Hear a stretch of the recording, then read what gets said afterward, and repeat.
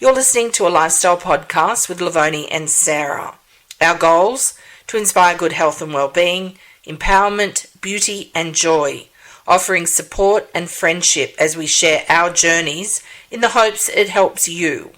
Hello my friends, and thanks for tuning in to what was once the Waiting Room podcast. I'm Lovoni, and together with my co-host Sarah, we want to let you know our podcast has changed its name from the Waiting Room podcast to simply Lovoni and Sarah.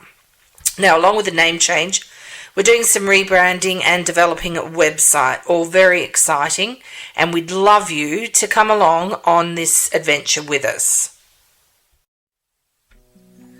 Whether it's overcoming adversity, riding the wave of change, breaking free from forces holding you back, or dealing with sadness, optimism and courage can help.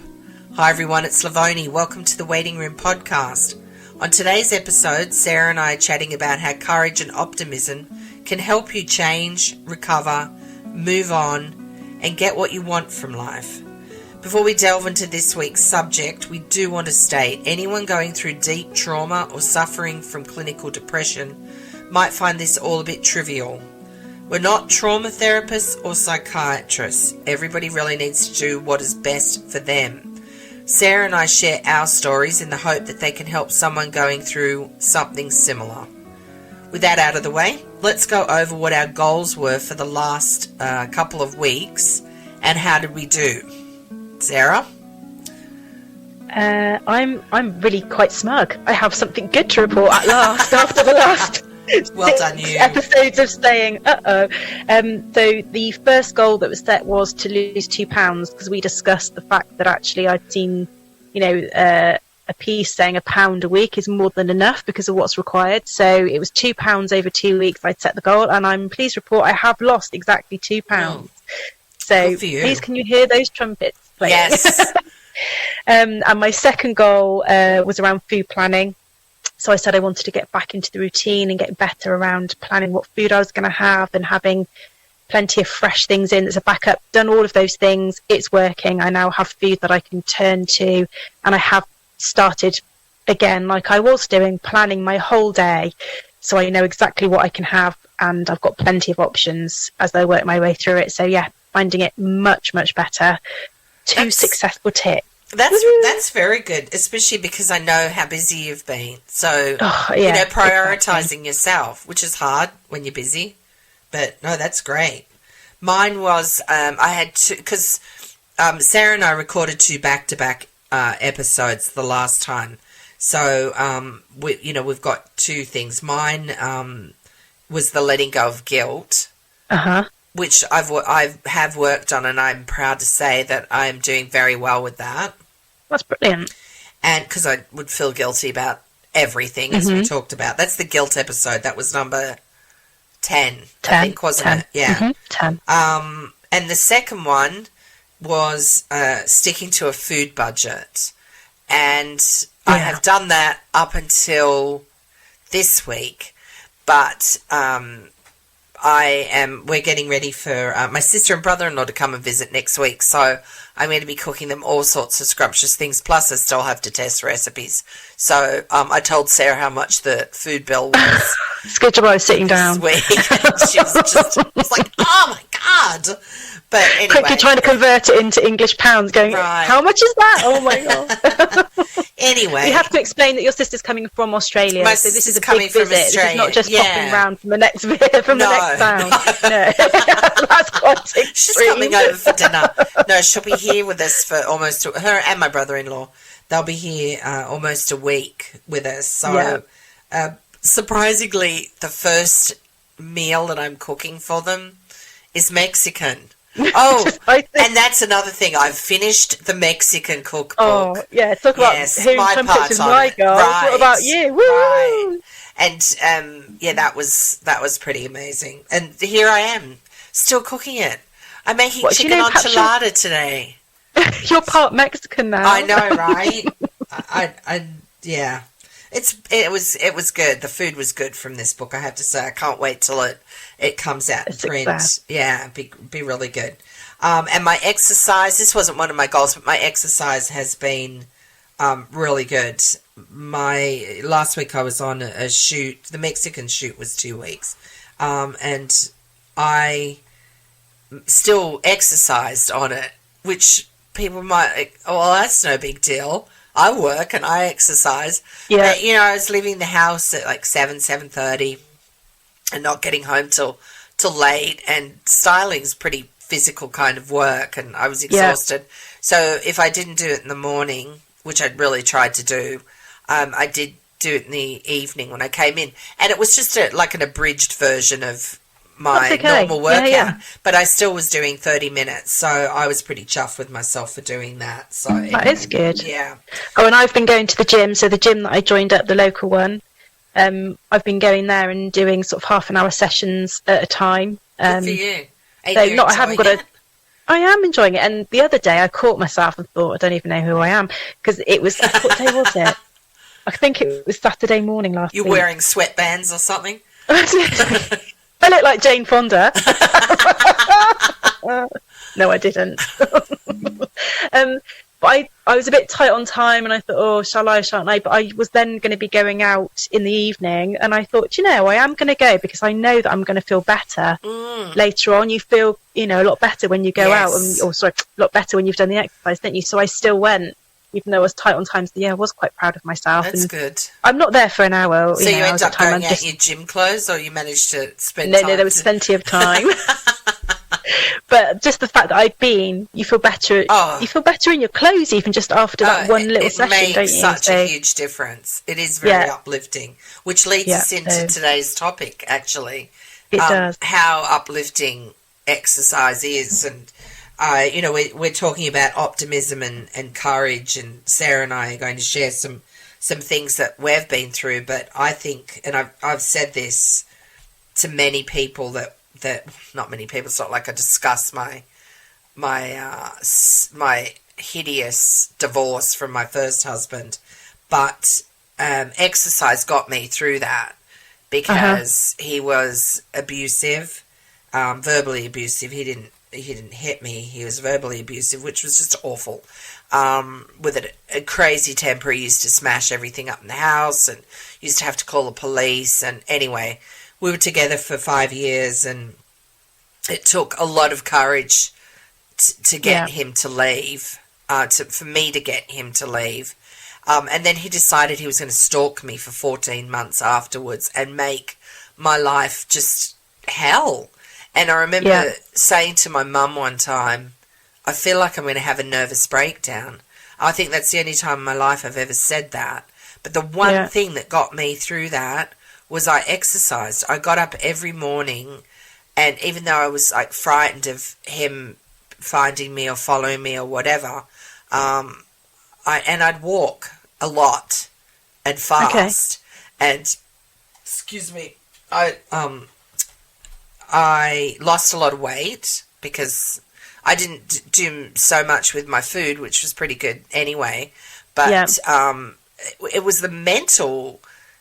I mean, it was so mentally draining what I went through with him. Yeah, it gave you a break by then doing. It helped me. It helped me cope and gave me some hope. I don't know for whatever better reason, but I've often said I think that's what got me through that awful 14 months, until one day he apologized to me and it stopped. But I mean, it got so bad I had to go and over to the US for 2 months just to get away from him. Get away. And then my aunt didn't know how bad it was. She might have, I don't know. But my aunt ran into him and said, Voni is coming back from America. It was like tomorrow or the next day or something like that. And so then it just all started up again once he knew I was back home. Yeah. So anyway, but exercise definitely helped, as it does when I'm just feeling down. And I think when you feel down, you don't want to have to exercise. It's the last thing you ever really wanted. Well, right. Someone that's not a natural exerciser. I think there's some people that genuinely would sort of instantly think of going to do that. I would never instantly think of going and doing it, but just knowing how you feel, it transforms your approach to a lot of things in your day, doesn't you've done it, so I can understand that. But to get yourself motivated to get up and to go and do it is really difficult, particularly if you are feeling low or things are really busy or you're struggling. But I think it's if you imagine layers or a plate, it's the number of things that seem to be spinning all on that plate all at one time, doesn't it? And you just sort of think, sometimes that's the last thing that you'd ever dream of doing, but weirdly, if you can put it up as a top of a priority, then everything else just seems to find it settles into its own place a bit better anyway. But they're powerful traits, aren't they? Being optimistic and being courageous. And sometimes exhausting at the same time. I think being optimistic and some day not so much optimistic, but just, well, I guess it is, the days that you're just feeling not great, and you have to remind yourself that this is just today. And to not make the whole day turn to shit because, some bad things have happened. But, I think it can be easy just to wallow a little bit.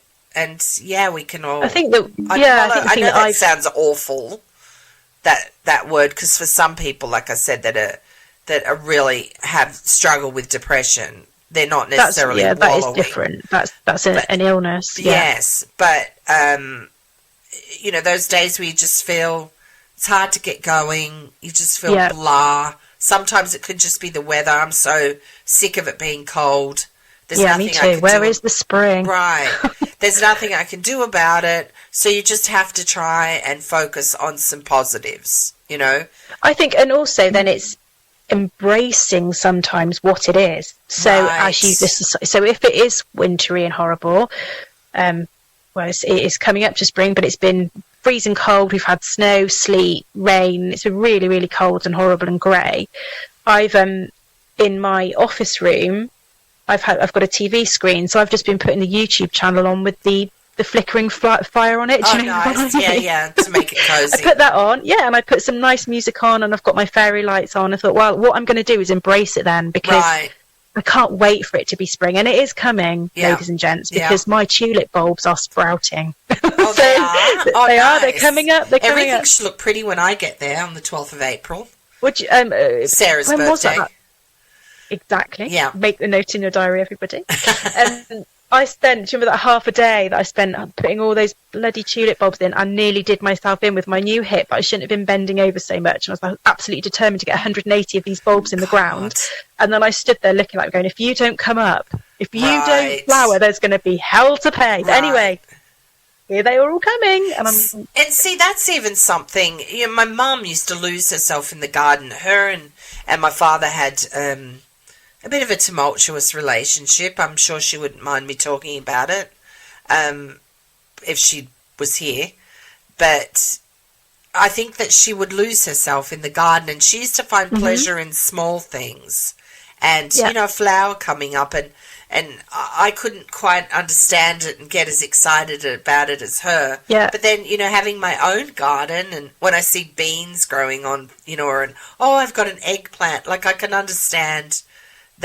just that little bit of hope and that little bit of optimism, and I think and it's being also outside is good for that. It is, and you've put some effort and some attention and some love, dare I say, into planting that bulb or that plant, whatever it might be. And if it then flourishes and grows, it's maybe it's my age. I'm about to be 47. Maybe that's what it is.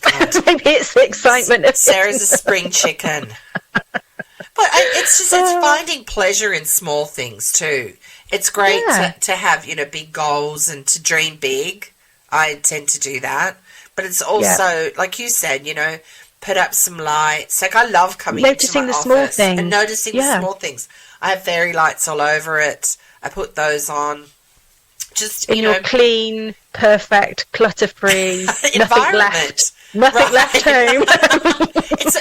This is just a bit of a side note here, but I'm amazed how many people have reached out to me after we did the decluttering episode. I can't remember what number it is. I should have them all written down. And said they were listening to it. In the middle of listening to it, they had to get up and clean stuff out. And just, how motivated it got them. I'm still doing mine. Yeah. Oh, I was going to say. Yeah, same thing. still doing it.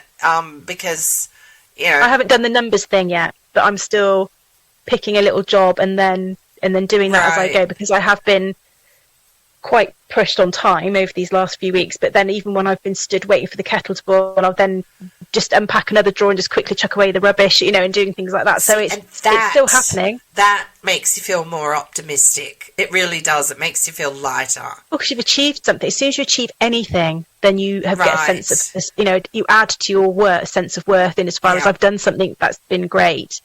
But it's not easy, because if you're doing something, I guess, if we, imagine something really big that people are standing up against, and that's a really courageous act, that they've got to go against someone or something or a body of something, that's a big thing.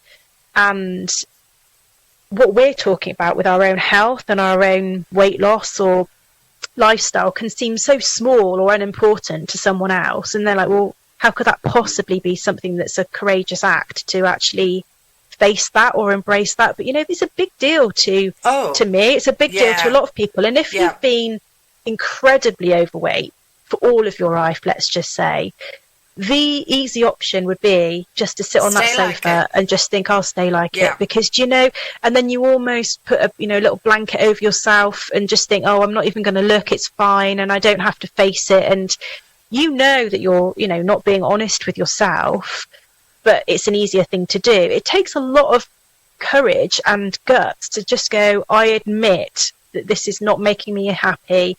I admit that this is not healthy for me, and I have to make some changes. Now, that can look different for everybody. Some people just say, I'm just happy enough just to make a few changes that I feel healthier. Someone else might say, I want to get rid of all of the excess weight that I'm carrying because it's holding me back. It's different for everybody, and probably it will change in different seasons, different years as well. It's not I don't believe it's a one answer thing, is it? Right. But and if someone hasn't been overweight, then they might look and go, I have no idea what you're talking about. How can this be something which is that requires something courage? You have to be. Yeah, absolutely. Yeah. And actually, I think you do have to be optimistic, because entering into it without the belief that you're actually going to make this change is just going to be pointless, isn't it? Because you'll just do something half-assed. You won't put the effort and the action in that's required. Right. So you have to be optimistic about it. You have to believe that you're going to make the change. Otherwise, why are you even doing it? Tempting it to do it? And I think for me, optimism is right. It is the right word, but I'd also like to put a different word against it, which is positivity. Yeah. Because I think optimism can feel a bit like we were talking about goals. Yeah, exactly. A bit sort of distant and a bit off there. Right. Positive feels like a bit more action driven to me, just in my opinion. Because you can be as optimistic as you like, but if you're not going to do anything about it, then nothing's actually going to happen. Yeah. No positive action is going to come from just being optimistic, if that makes sense. Yeah. So, you need to have positive action alongside your optimism, otherwise nothing is going to change. Right. And so, it does take courage, it does take guts, to actually do that. You've got to dig deep. And like you were saying, have, a talk with yourself. You've got to recognise what's either bringing you down, holding you back, and then have the courage to change. I think any big change is courageous. I was talking to a sorry if that, I don't know if you heard that noise, Sarah, but my little guy who's normally sound asleep when we're doing this, my four-legged guy, decided to get up and shake in the middle of it all, and it's I'm really glad. Quite a commotion. His house is in the office. You just clarified which guy you were talking about. My four-legged guy, I just keep... Not the other guy. My guy that I just keep over in the corner. The corner of my office, that just got up and decided to shake. Bit off-putting right now, dear. Yeah, sorry about that. But anyway, just for people that might have wondered what that noise was. No. But yeah, I was going through the checkout in a grocery store here and was speaking to this, young man, and I can't remember what, he came from one of the Jamaican, Jamaica or somewhere in, the islands, the Caribbean, somewhere around there. Anyway, And he'd moved here by himself to Indiana. I'm not sure why, but anyway. But just to make a move, and I told him how brave and courageous I thought he was to do that. And I think that I rarely give myself a pat on the back for anything, but being that I've moved, to different countries, you've done a lot. I think that was very courageous. And some people might question it, but I think it was courageous, and taking on another country's citizenship, and that is also courageous. And making big changes. They're massive changes, and anything that, like, whether you decide to get a new job, start a fitness regime, anything you go into, it's I think it's courageous to do. Leave a relationship that's holding you back, or abusive, letting go of a friend that doesn't treat you right and lets you down all the time. All of that is courageous. Well, it's all easier just to stay in the comfort zone, isn't it? Is. Just keep doing the same and exactly all the time. And it is a comfort zone. So I say that little saying, if you're going through hell, don't furnish it, right? So it's that thing. I think that people get to a stage where they're content, which isn't always good.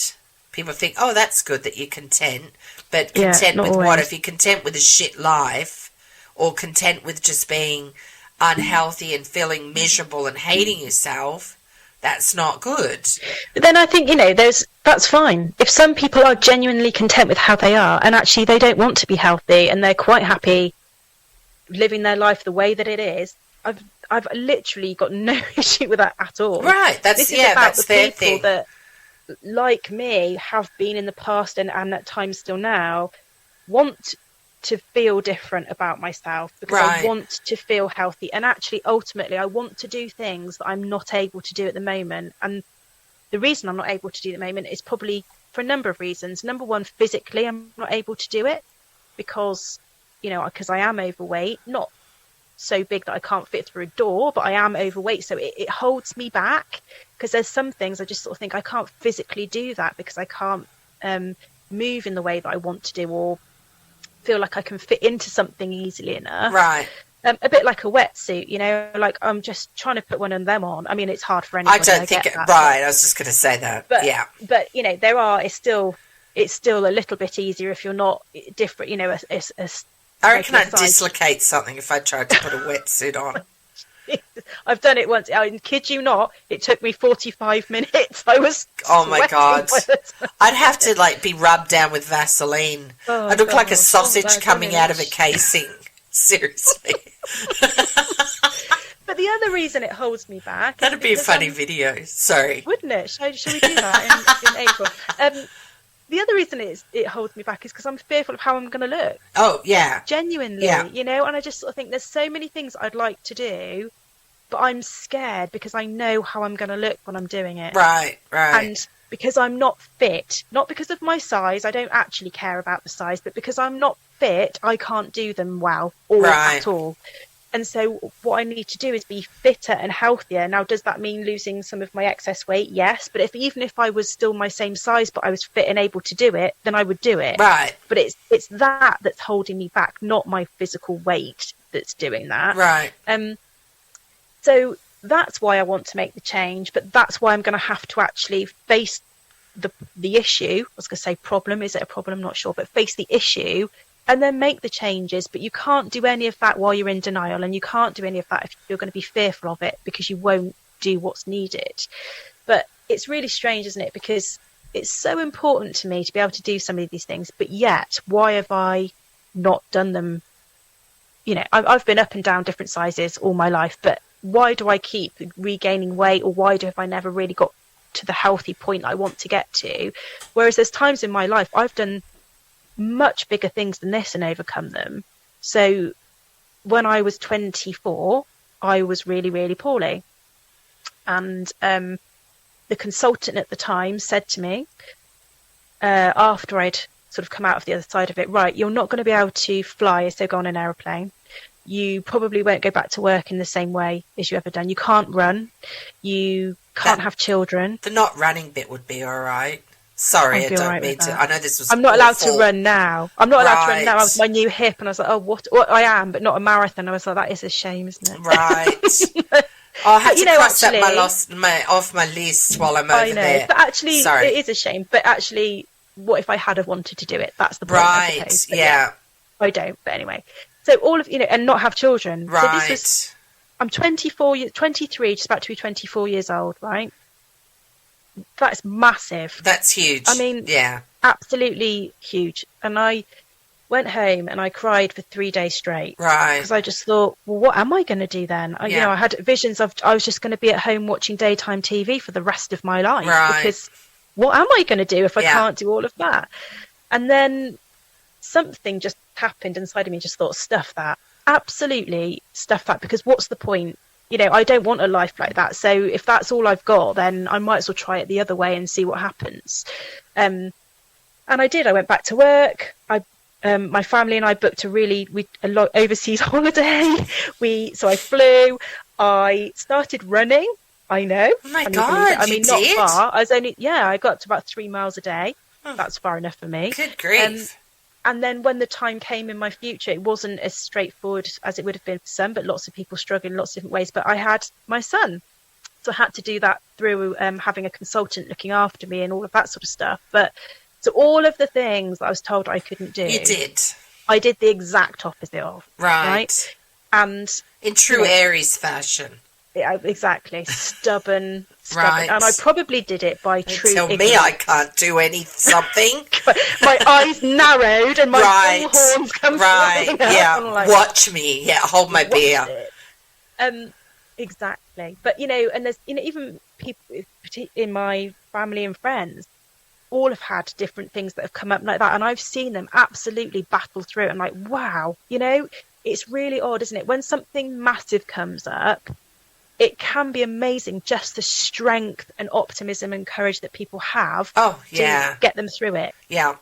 But what we need to do is bottle that and apply that to the same task that we've got ahead of us now, because it's for a really great cause. It's not just because I want to wear a dress that's a certain size. Absolute rubbish. I'm really happy with all of my clothes, and it's got nothing to do with that. It's about health and what it's stopping me doing. Feeling good. That I want to do. And time's flying by. If I want to do things with my son that I haven't done because I can't, or I'm fearful to, or embarrassed to do, the time will come that he'll be off having his own life, and we won't be doing those sorts of things in the same way anymore. So there is a sort of a window, isn't there? A window of opportunity to say it's never too late to do anything. It's never too late. Ever.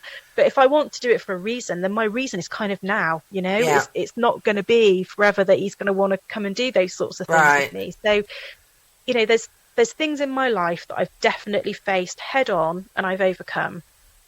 But what I want to or need to do is then use that same approach to diet and exercise. Yeah, your health. Isn't that? It's funny listening to you talk about that, and you think how much people can overcome and get through.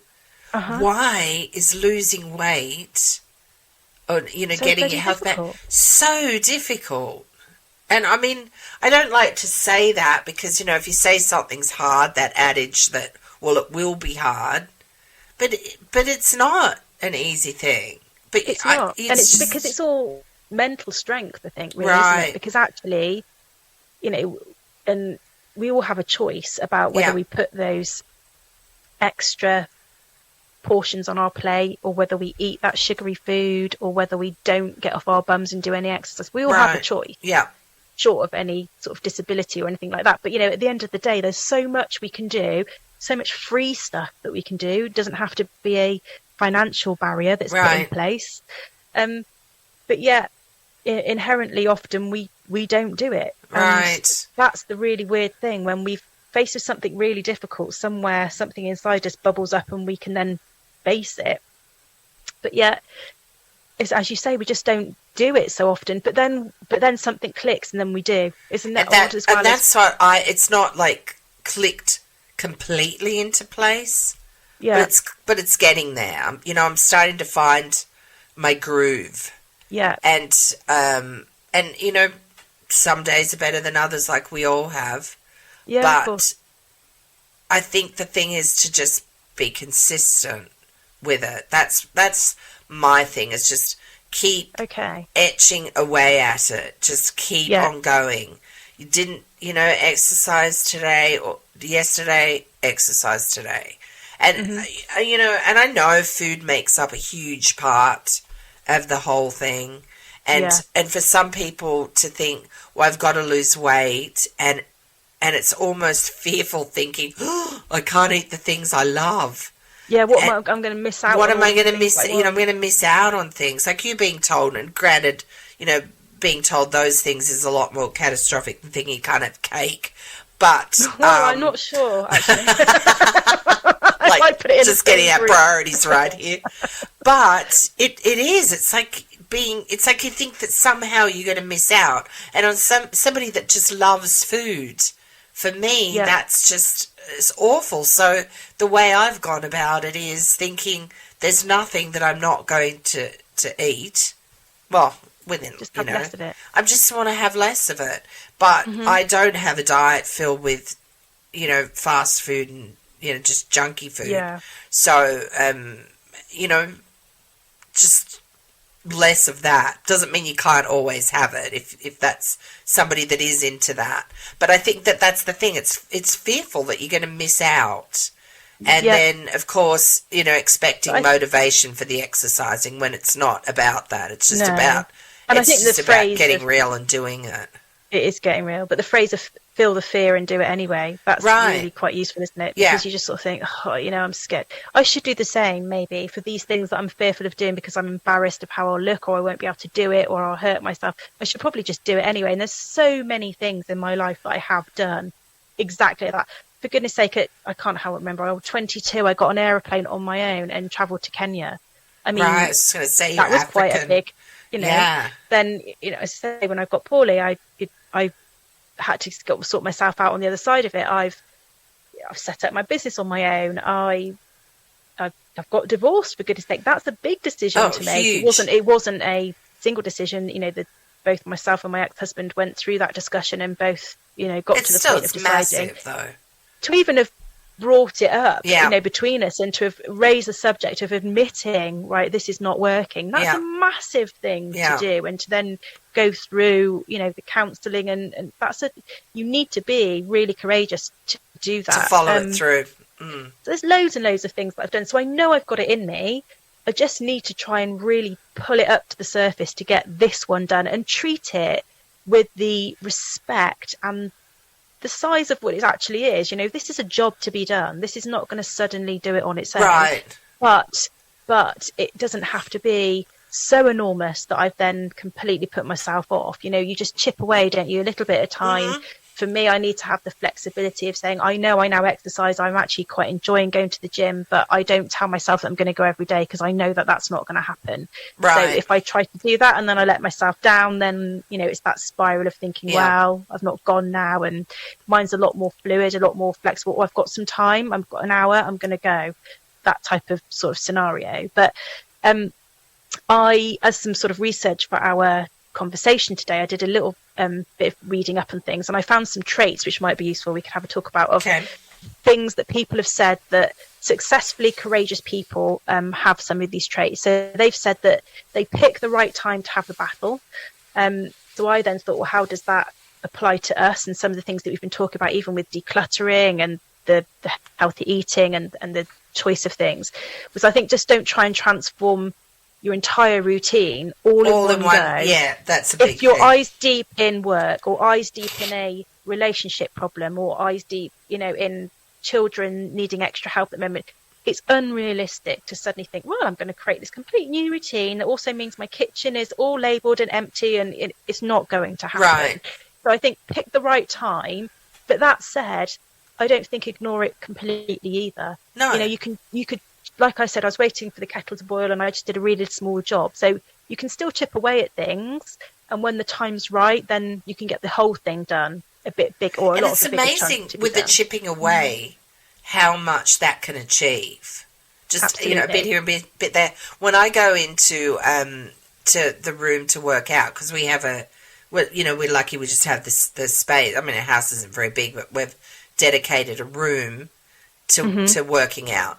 And when I go in there, I never think, okay, here it goes. I'm going to be in here for an hour or whatever. I mean, when I was shooting on location, I knew that I had like 30 to 40 minutes to work out. But when I'm working from home, I don't think that. I don't think I'm going to do 5 miles or 10 miles or whatever on my bike. I'm going to walk 2 miles, blah, blah. I just go at it. I just go in and I just do it. And it's amazing because if I said, like today, I did 3 miles on my bike and I'm going to go and do some more. That was early this morning before the podcast. But I'll just keep pedaling. And if I'm interested enough in either what I'm watching or what I'm doing or game, that I'm playing, I'll do like 9 miles or 10 miles. Wow. But if I was to set out to say that to myself, I'd keep looking at the thing thinking, oh God, I've only done 4.3. Exactly. So that's, I think it's finding what works, for people. Exactly. But it's amazing how much better mentally I am after I get out of there. It's I just any sort of trauma and sadness and stuff doesn't mean it's gone away, but I do certainly feel mentally lighter. Well, our bodies are designed to move, really, aren't they? That's the thing. They're not designed to be just sat down in a chair. Right, exactly. So yeah, and and I think it's courageous to attempt, some of the things to do, like the exercises to do, and Anyway, you were reading off, or you were telling us about thing. What's the next thing? Yeah, another one was asking questions. So I think these traits. This doesn't mean that they are courageous acts. I think they are just traits of people that tend to be courageous. What layers do they have within them that helps them then create this mindset? So another trait was that they ask questions. So and I thought, okay, so how does that apply to us or to me? And I was like, that's so research, read and ask for tips of how others are doing it.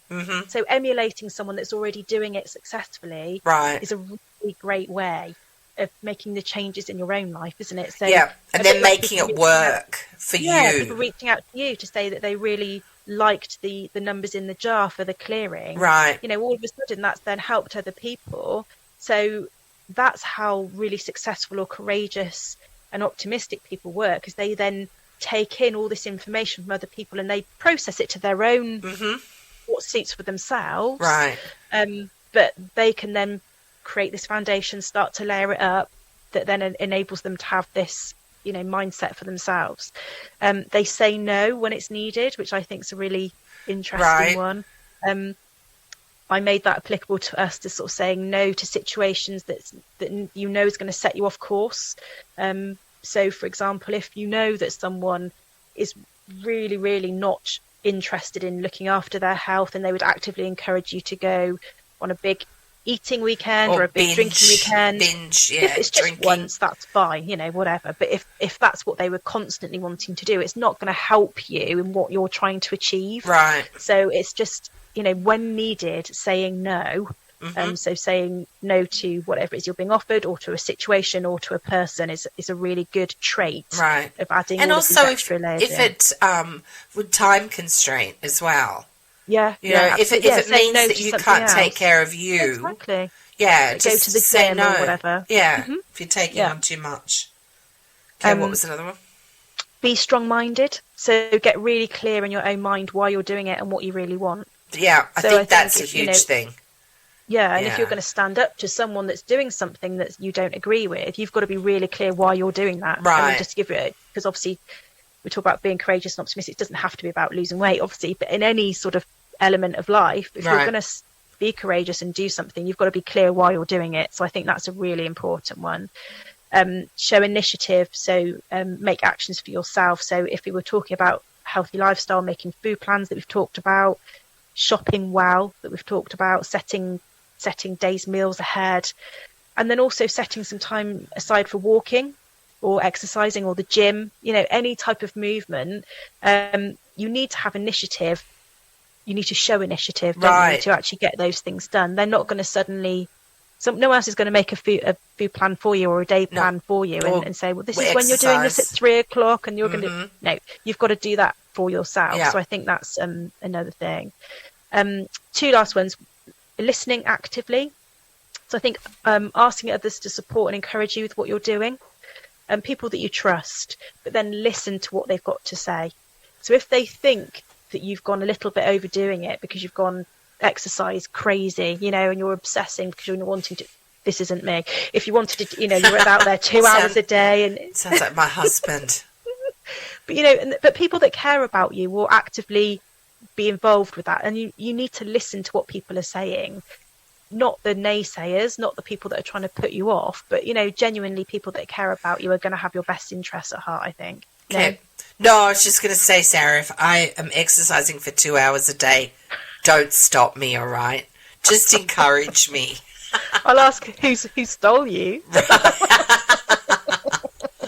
Oh, where did Lovoni go? Right. And then the last one I think is, probably covers the biggest drive into this, is think big. So I've, I've written a little note saying feel the fear and do it anyway, like we just said. But definitely. Think big with your ambition, but small with your actions. Because the overwhelm is real, isn't it? If you suddenly think, I've got to achieve all of this in a day or a week or a month, we've all said it before, right? I need to be a stone lighter in a month's time. All of a sudden, guess what happens? You're never going to do it because you just get absolutely overwhelmed. I do that all the time. That's my big thing, although I am getting better at it. Rather than, so I think, I've got it. Yeah, I've got it. Just setting unreasonable goals. But think big. So don't set an unreasonable goal, or don't even set an actual number. Just set the fact that you want to eat well for a week and you want to move more for a week, and then see what happens. So we've said it loads and loads of times, but small steps all add up to big changes. Yeah. But have a big I do goal. think it's really good to have this big, big goal, this big ambition, because it gives you something great to work towards. To picture yourself in it. So this is what I've started doing when I go to bed of a night, because I'm not one that gets into bed and falls asleep immediately. But I'm stealing myself. I picture myself like slim. And I'm really into fashion. One wouldn't think so if you could see me now. I've got a hoodie and t-shirt on, and pants. But in my defence, I have been working out, and I am going to go back to doing that. But I love fashion. But the fashion that I love and would like to wear, I just think I don't want to while Not I'm your size. in my size, right? Regardless of what anybody says, that's how I feel, and nobody's going to change my mind about it. But I picture myself in those clothes that I love, which are really quite simple, just being healthy and, into enjoying my body being as it is, just fit and healthy. And so that's what I do every night before, as I'm trying to go to sleep. But there's something really different about that, which is a really positive and optimistic mindset, rather than beating yourself up over the fact that you don't currently look or feel like that. Right. That's the thing, isn't it? So you're not like, oh my God, I'm a waste of space because I'm not. Right. It's more a case of I'm really looking forward to the day when I am. Yes, because I know it's that's coming. Different. I can feel it. And that's what I've started doing that. But I think, part of what, this whole episode is about, optimism and courage. And I know that there's going to be people listening that just feel like, something's happened to them. They're either going through some trauma or grief and just think, they can hardly manage getting themselves showered and dressed to function. I want to sort of offer some encouraging words to those people, because I think when trauma, or when just grief that just like stops you in your tracks happens, you just you don't know what to do or how to. No, you've just got to hang on in there. To cope That's the only thing you can do. Yeah, you just got to hang on, and that's why I wanted to share my story about. Last year, try not to fall apart. I lost both my parents within 3.5 months of each other, and it wasn't even so much. My sister and I have talked about this. It wasn't even so much like a new a chapter had closed, or we were now starting a new chapter. It was like a whole book was finished. Mm-hmm. And so to turn that grief around, it was like, reeling with grief from losing Mum, and then our father died, and it was like one day I was talking to him and the next he was gone.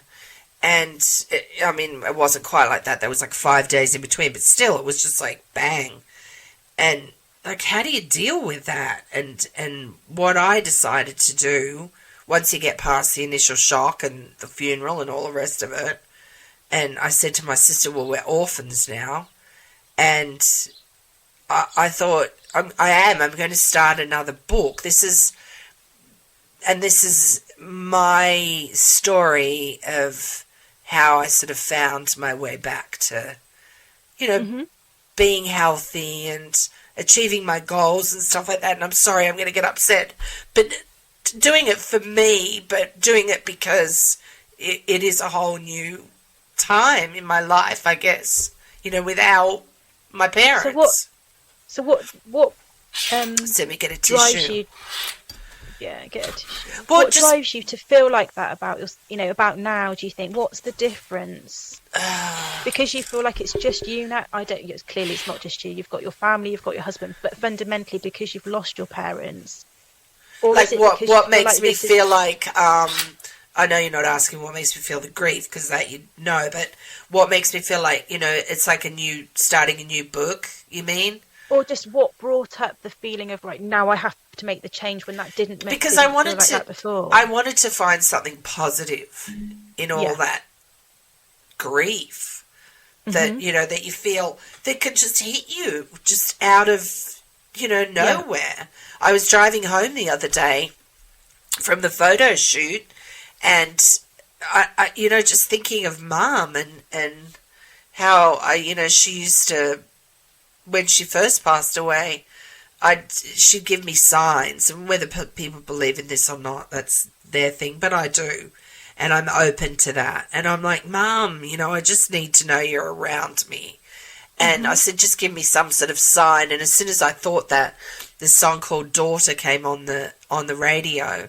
Oh, wow. And I thought that was the name of it. I wasn't sure. And I looked down, and I was driving my husband's car, and, it comes up on his screen. Yeah. And mind you, it was by Pearl Jam, and Mum wouldn't know of that song. But it felt to me, it gave me some hope.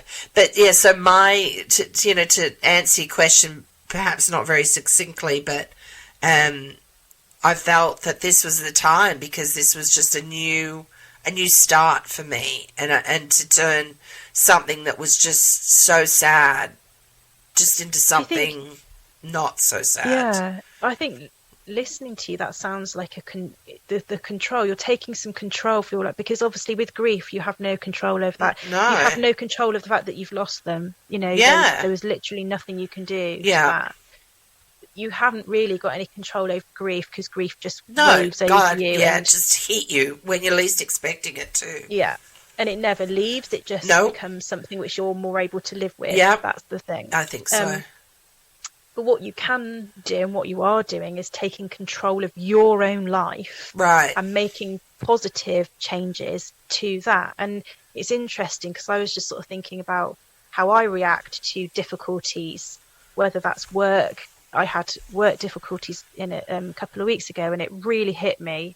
It was really frustrating and upsetting, and then I sort of thought, all I can do is take some learnings out of that, right, and then take control back, and thought, next time I'm going to do this, this, and this, and make sure that doesn't happen again. Right. And I can't undo what's happened, and you don't have the luxury of turning back time, but you do have the luxury of hindsight, which is sometimes a bit annoying, isn't it? Yeah. But same with anything, same with relationships, same with how you're feeling about yourself, all of those things, it's done and it's gone. But for me, it's quite hard just to put them out of your mind, apart from the things that we've spoken about in previous episodes of just like posting things off or burning them if they're really things that are troubling you. But for this, that's never going to leave. The loss of your parents is a grief that will be with you forever, but you'll learn to live with it in a different way.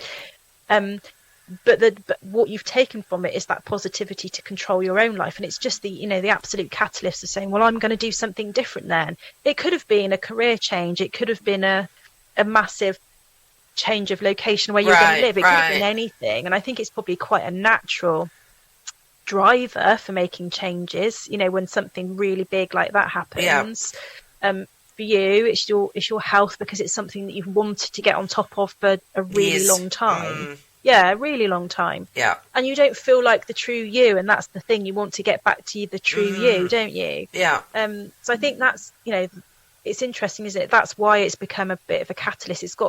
It's not really because of their loss. It's not because they're not here anymore. It's because of having to deal with it, of them not being. And me thinking this is a new book, and I want to start it how I want to finish, I guess. I want to start it on a positive note. To face up to the fact that you're feeling this grief, and you're then deciding, well, I'm going to make something flipping positive for myself. So that's a brave thing to do, isn't it? And hopefully help other people in the process. I mean, that's, part of the reason why we do this every week and tell our stories that, not everybody knows. I mean, not everybody that knows me knows that my first husband was abusive. It's not something you go around telling everybody, but, so, we're being sort of vulnerable, I guess, by sharing our stories in the hope that it does help other people. And if other people are listening to this with,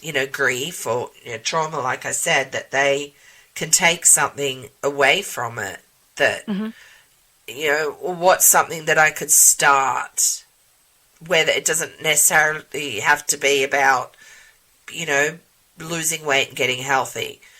Maybe they've wanted to paint or write or something like that. Just start it. There is no good time to start anything, really. Isn't. You just got to just now. Good friend has just found herself out of her long-term job. So she's worked for the company for a really long time. And we've been talking about what her next steps are, because this is a massive change. And we were talking just yesterday because she started applying for roles and, finding some different options. And I just sort of said, listen, but maybe this is the exact time to do the thing that you've always wanted to do. What's your passion? So we talked, and I talked about, we talked about it with her, saying it might not be that the salary that they're going to pay is what you're going to need for, she's got bills to pay, she's got a life to live. But how about maybe looking for 2 part-time jobs in something that you really enjoy rather than the one? Because actually going back into the one, if you're not really enjoying that role anyway, you're just literally swapping that same life that you've got now directly back into the other one. How about, as much as it's a worry and as much as it's scary and and weighing down on you, thinking, oh my gosh, I'm not gonna have a job and what am I going to do? The flip side of that is thinking, what an opportunity. What an opportunity. What do I want to do? Go and I sort of sat with her for 20 minutes and said, let's make a list of all the things that you love, all of the things that you've wanted to do. Some of them maybe not going to be possible because it's too much cost to retrain or, whatever it might be. But some of them might be, and why don't you go and have a look at those sorts of things? And I've always been a very sort of get out there sort of person. Let's just say yes and then work out how we're going to do it later. I've done that many times. I've probably learned that from my dad with his business, and I saw him do that himself, say yes and then work out how. It's it's just taking the plunge a lot of the time, isn't it?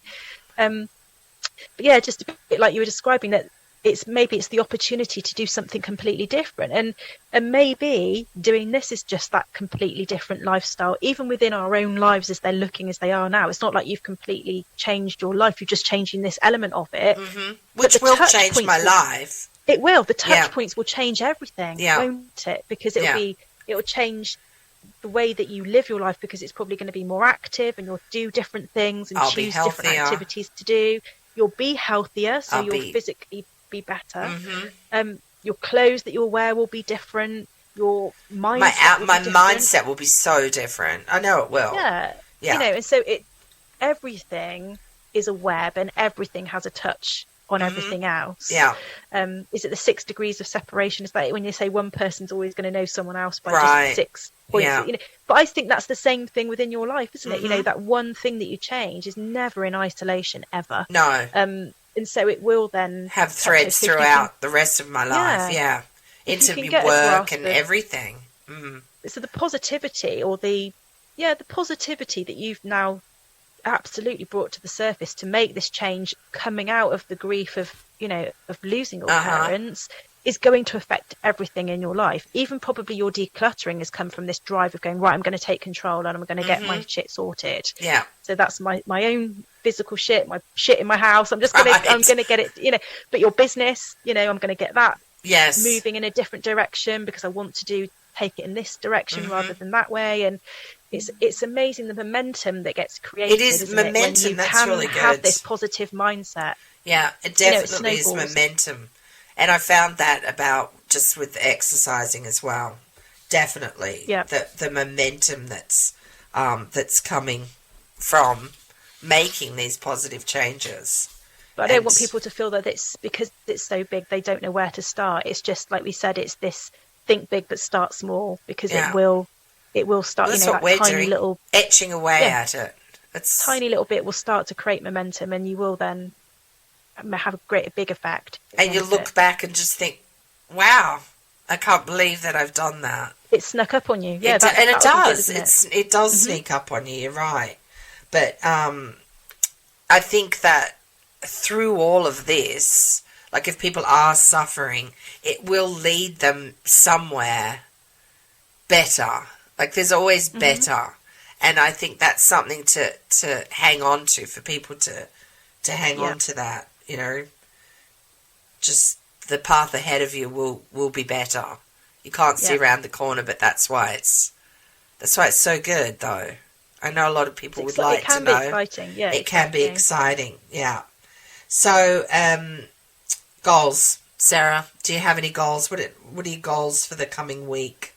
Well, just over the last few days, I've had this sort of phrase running through my head, and when I'm making decisions about what I'm going to have to eat or moving or anything, I've just thought, be my own hero, you know, be the hero for me that I know that I've already been many, many, many times before, whether it's, you know, through adversity of my health or my own business, anything. I can do it. I do it regularly. Right. But with this is now the time I need to be my own hero with this too, because no one else has said that's my goal, is just to keep telling myself, whether that's to also make sure that I rest or whether I make sure that I push, whatever it needs to be in that moment, do what's the right thing for me and make sure that I look after myself while I'm doing it. So that's my goal. So it's not specific as such, I don't suppose. I haven't got a tangible sort of tick list, but that's what I'm going to do, is just have that phrase running through my head. Be a hero. I like that. Be my own hero. Be your own inspiration. My goals are, well, I want to, at the beginning and end of every day, first of all, at the end of every day, think about 3 things that are positive that have happened. Because I think for many of us, we tend to get to the end of every day and think we haven't done this, we haven't done that, the shoulda, woulda, coulda type thing, right? Yeah. So at the end of the day, I want to find 3 things that I can go, great, I feel positive about those, okay? And then every morning, start the day with like 3 positive things. I guess it's that being grateful for gratitude type thing. But just to start the day off on a positive note rather than thinking about the shit that went on the day before. Well, it's like noticing the little things, you know, if a new bulbs come up in the garden, noticing that, or if it's a bit of a brighter morning because the lights change, if you know, daylight saving, all that sort of stuff have changed. It's even things like that, isn't it? It's just trying to notice the little things. So that's I actually have 2 goals. So my one thing is like that the positive 3 things at the end of the day, start my day with 3 positive things before I even get out of bed. And the other thing is working on my portion size. So I'm loving my exercise. I just still feel like I need to work on my portion sizes. You know, the food is healthy that I'm having, but I guess with exercise comes hunger. But just massive hunger. Just shrink it a tiny bit. Same thing then. I'm going to sort of coach you on that. Instead of just going, well, it needs to be half. I'm going to cut it in half. Yeah. Don't do that. Because you're just, I'm absolutely could eat my left arm. Right. So just a bit at a time. Tiny bit off, and you won't notice it. Right. And then eventually you'll get to a place of going, you know, I think that's a reasonable portion for what I need. Right. I think good. if you go in there, now.